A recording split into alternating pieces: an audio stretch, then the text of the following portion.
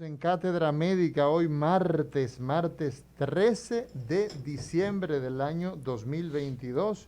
Tenemos la oportunidad de conversar en Cátedra Médica cada día con ustedes a través de las frecuencias compartidas, presentando nueva vez nuestro nuevo integrante, el doctor Rafael Montero, quien estará con nosotros en como los talentos de Cátedra Médica. Bueno, hoy vamos a conversar sobre hemodiálisis.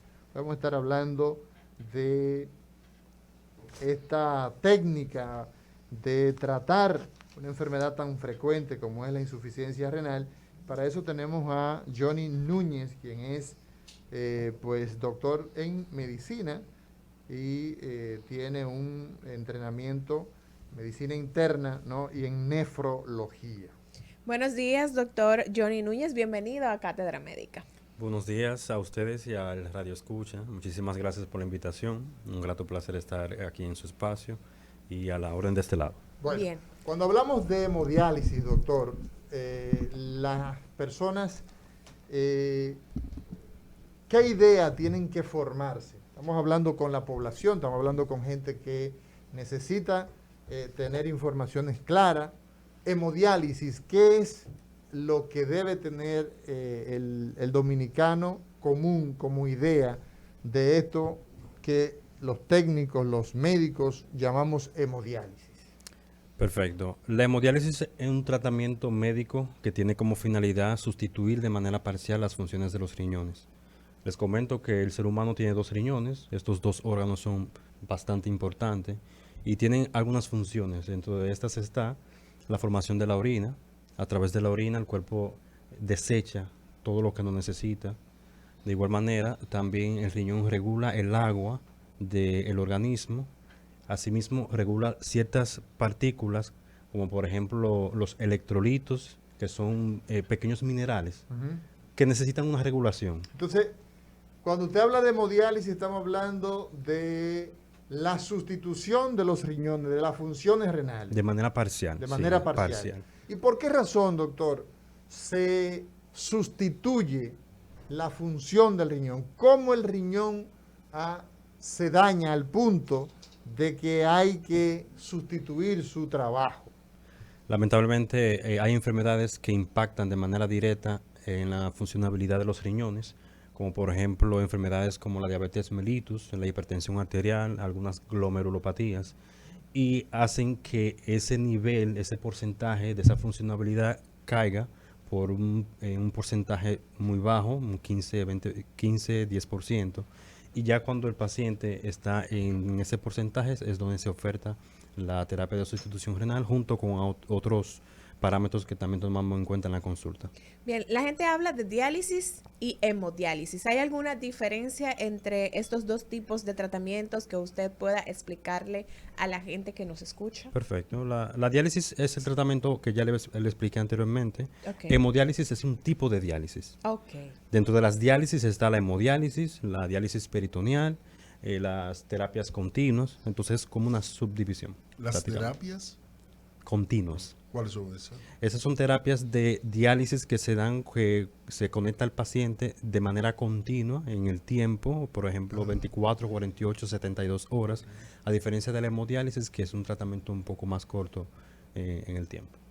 Bien, ¿bajo qué condiciones, doctor, debe someterse a un paciente a un tratamiento con hemodiálisis? Lo principal es el estadiaje que se encuentra, como mencioné al principio. Si el paciente está en un estadio 5, la enfermedad renal crónica se divide en varios estadios, del 1 al 5. Mientras más grande es el número, peor es la funcionabilidad de los riñones. Okay. Entonces, cuando ya el paciente está en un estadio 4 que se va preparando, pero ya si cae en un estadio 5, es donde se le oferta la terapia de sustitución renal cuando es de manera crónica. Hay indicación aguda. Aguda quiere decir ahora mismo. Okay. Por ejemplo, un paciente que no tiene enfermedad del riñón, pero que tiene un proceso séptico, un shock séptico, y ese shock séptico le indujo una afectación en la función renal, pues también se puede ofertar en ese tiempo. Vamos a recordar a la gente que usted tiene la oportunidad de comunicarse con nosotros a través del 809-682-9850 y la línea internacional 833-380-0062. Buenos días, adelante con su pregunta. Buen día.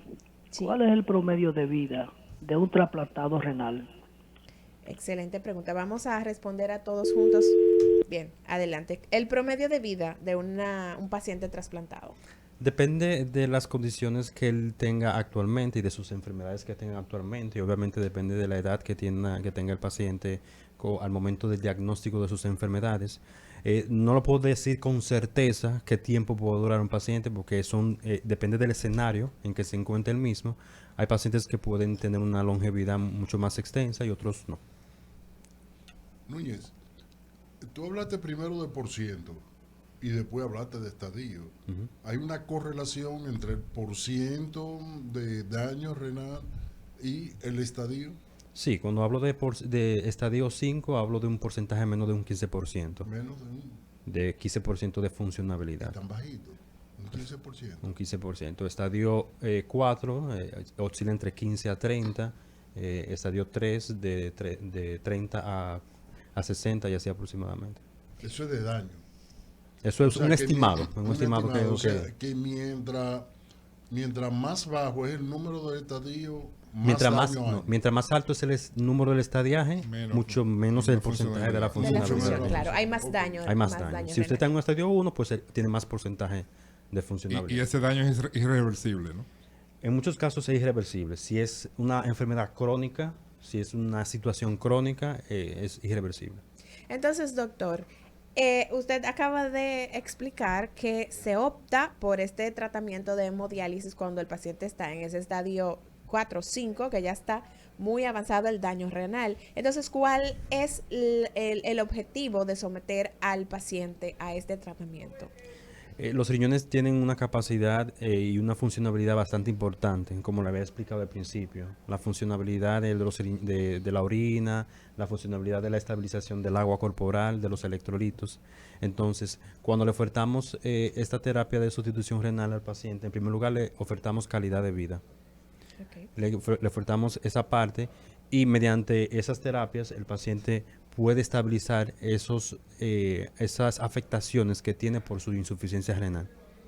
Bien, recordarle a la gente que usted puede, si tiene alguna inquietud con el tema del día de hoy o de algún tema de nefrología, usted puede comunicarse con nosotros al 809-682-9850, la línea internacional 833-380-0062 y también usted tiene la oportunidad de escribirnos a través de nuestro canal en YouTube. Allí estamos realizando una transmisión en vivo. Rumba FM es nuestro canal y en el chat usted puede dejar sus preguntas y sus inquietudes. Aquí el doctor está en la mejor disposición de poder responderle. Si pudiera explicar, doctor, de una manera que la gente pueda entender, ¿qué es lo que sucede exactamente en el organismo cuando un paciente está sometido a una hemodiálisis?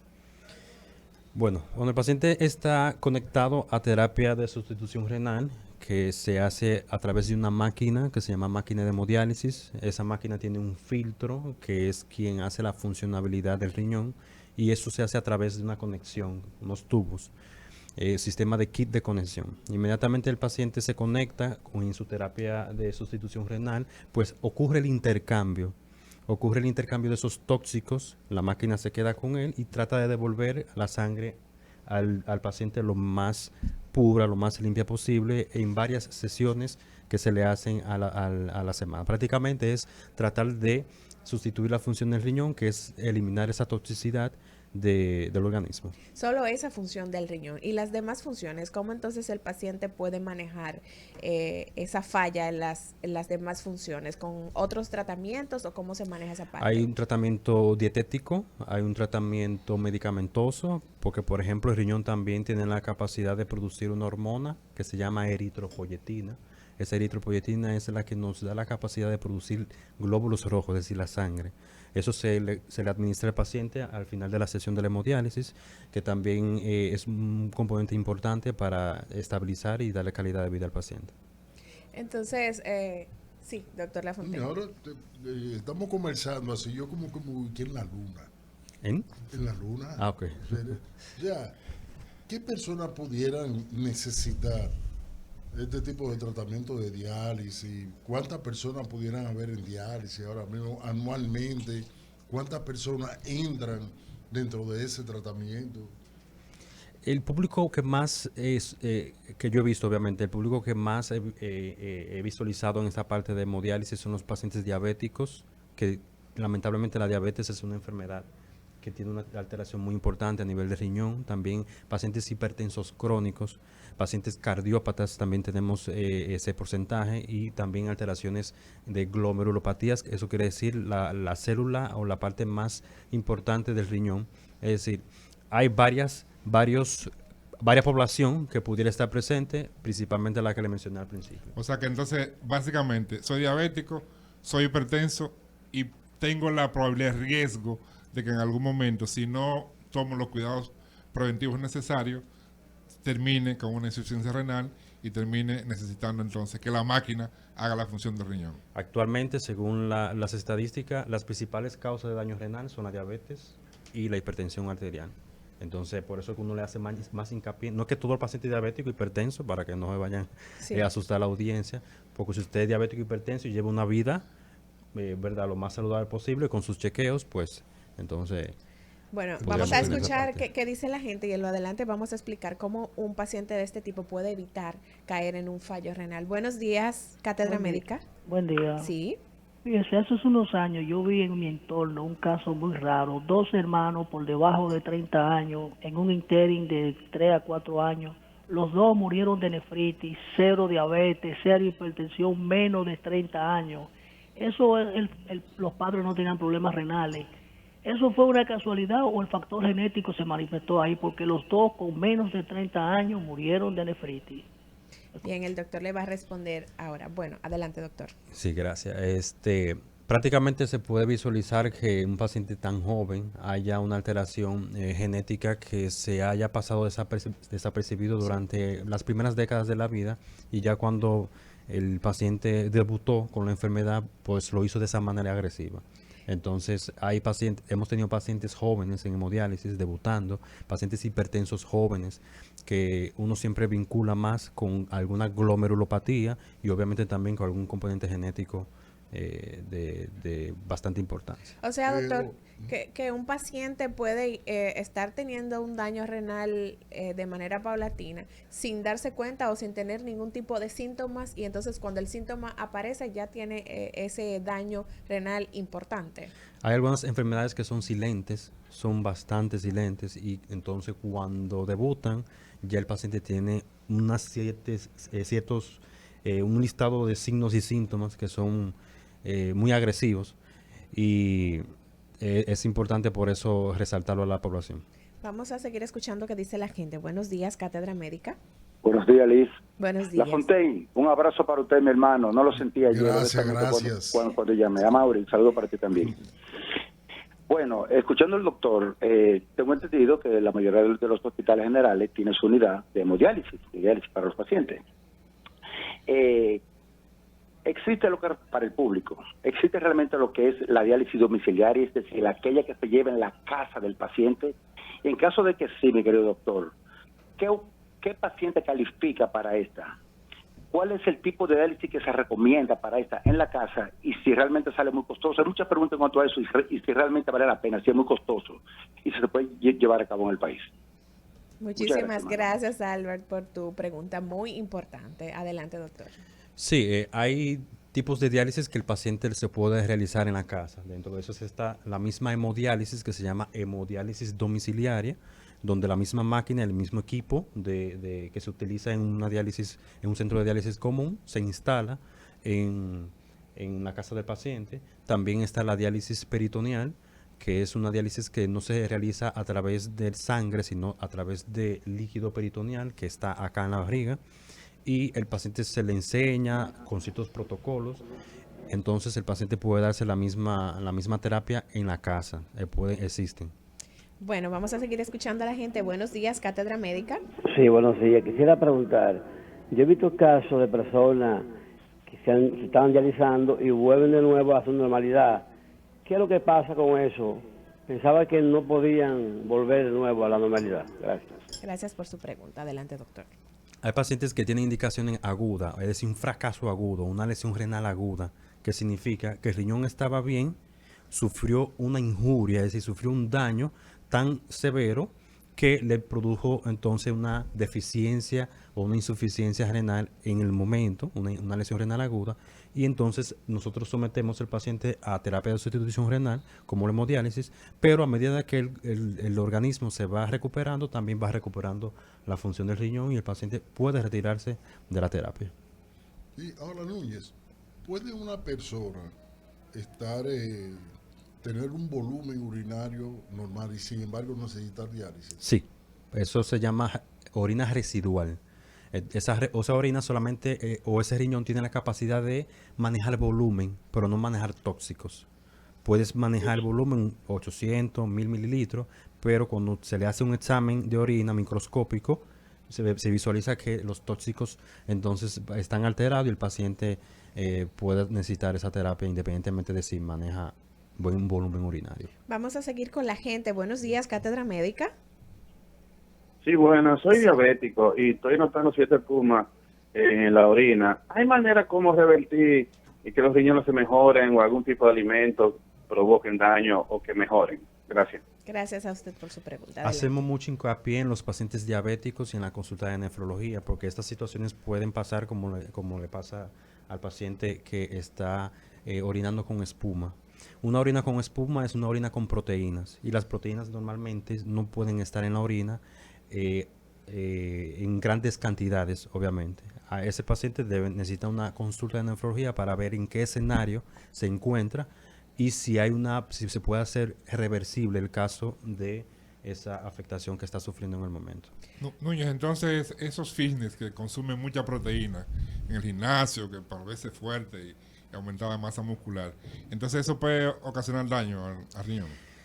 Puede causar daño si usted no sabe en qué condición está su riñón en el momento, porque en muchos casos esos pacientes o esos usuarios que utilizan esa parte no conocen su funcionalidad de riñón, no conocen su salud renal. Sí. Entonces, al yo no conocer mi salud renal y yo tener una afectación renal y lo agravo utilizando esos medios externos, pues el paciente puede tener empeoramiento de esa funcionalidad. O sea que lo correcto sería, si voy a optar por consumir este tipo de suplementos, ir con un nefrólogo para evaluar cómo están mis riñones y evitar complicaciones a largo plazo. Exacto, una evaluación por parte de nefrología sería lo más importante.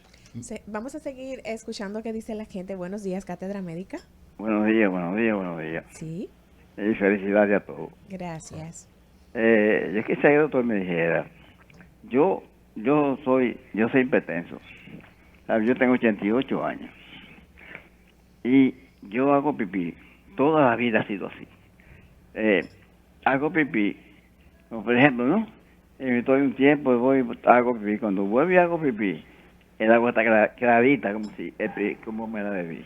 ¿Es bueno o es malo eso? Adelante, doctor. Él dice, él es hipertenso. Cuando va y hace pipí, entonces su orina es clara. Él dice que como el agua que se tomó a sí mismo, que si eso es bueno o es malo. Bueno, la orina tiene una consistencia, una densidad y una coloración normal. El color es amarillo ambárico, una densidad entre 1010 y 1015. Eso se hace por un examen microscópico. Entonces, la visualización de la orina depende mucho de cuán hidratado se encuentra el paciente. Hay algunas sustancias que pueden alterar la coloración de la orina, pero de manera específica, lo más necesario es hacer un examen a esa orina para de verdad rectificar si hay alteración en sus componentes. Doctor Lafontaine. Núñez, ¿y cuándo una persona se da cuenta si está en esta situación? Está orinando normal, y sin embargo su riñón no filtra. ¿Cuál sería el signo de alarma que pudiera tener él, que dice, déjame salir huyendo? Hay ciertos signos que el paciente presenta. Uno de los principales se mencionó ahorita con el paciente diabético, es una orina espumosa. Sí. Una orina espumosa es una orina con proteína. Hay que tener ojo con esa parte. Pacientes también que orinan mucho de noche, lo que se llama nicturia. Que frecuentemente el paciente le menciona, voy 3-4 veces a orinar en la madrugada. Eso es un signo de afectación del nivel de los riñones. Alteración en la misma coloración de la orina.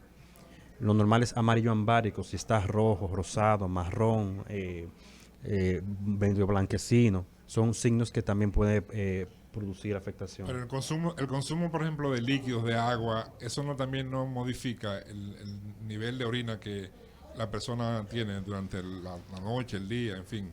Sí, sí. El consumo de agua influye mucho porque el riñón maneja el agua corporal. Por ende, el paciente que ingiere cantidades por encima de lo que pudiera necesitar, el paciente entonces va a orinar de manera excesiva. Pero entre la figura de el que toma poca agua y el que toma mucha agua, ¿qué es lo más frecuente, doctor? La figura. O sea, no, cuando hablamos, tú tienes el tema de la gente que toma mucha agua y el que toma poca agua. ¿Qué es lo más frecuente? ¿Que la gente tome poca agua o mucha agua? Aquí, bueno, eso depende mucho del escenario que se encuentre, obviamente, pero aquí hemos tenido una buena educación en esa parte de la hidratación y la importancia de la salud renal, y el impacto que se ha tenido es que hemos logrado que el paciente por lo menos ingiera una cantidad considerable de agua para mantener esa parte lo más intacto posible. Roberto Lafontaine. Núñez, hemodiálisis, ¿verdad? ¿Es una sola hemodiálisis o hay diferentes hemodiálisis? Hay diferentes técnicas, hay diferentes... Ok, la hemodiálisis, como lo mencioné al principio, se prescribe. Uno evalúa al paciente y dependiendo de las características que el paciente tenga, uno da una prescripción de hemodiálisis. Hay varios tipos de hemodiálisis, pero la hemodiálisis que más común tenemos, por ejemplo, aquí en el país, es la hemodiálisis interdiaria o la hemodiálisis intermitente. El paciente va a su centro de hemodiálisis, va 3 veces a la semana, un lapso de tiempo de 4 horas, y esa es la más frecuente que se da. Hay otros tipos, como lo mencioné al principio, si el paciente califica para una hemodiálisis continua, pero ya eso más se ve en pacientes ingresados, en unidad de cuidados intensivos, etcétera. Entonces, doctor, ese paciente que opta o que califica para poder llevar ese tratamiento de hemodiálisis desde su casa, ¿cuáles son los cuidados que debe tener en el hogar y con todo el tratamiento que debe llevar? Se hace una consulta muy exhaustiva con ese paciente para tratar de explicar a él y a los familiares, obviamente, que están involucrados en ese proceso, acerca de los principales cuidados que se debe de tener. Principalmente le hacemos hincapié en la dieta. Es muy importante saber el tipo de dieta que lleva el paciente renal, con ciertas restricciones que se le hacen, tanto como de ciertas carnes, de ciertos vegetales, de ciertas frutas, el mismo consumo de agua. En otro parámetro tenemos, obviamente, la responsabilidad que debe tener el paciente en el consumo de sus medicamentos. Eso es de vital importancia, tratar de tener su diabetes controlada, tratar de tener su hipertensión controlada u otra enfermedad que tenga concomitante en el momento.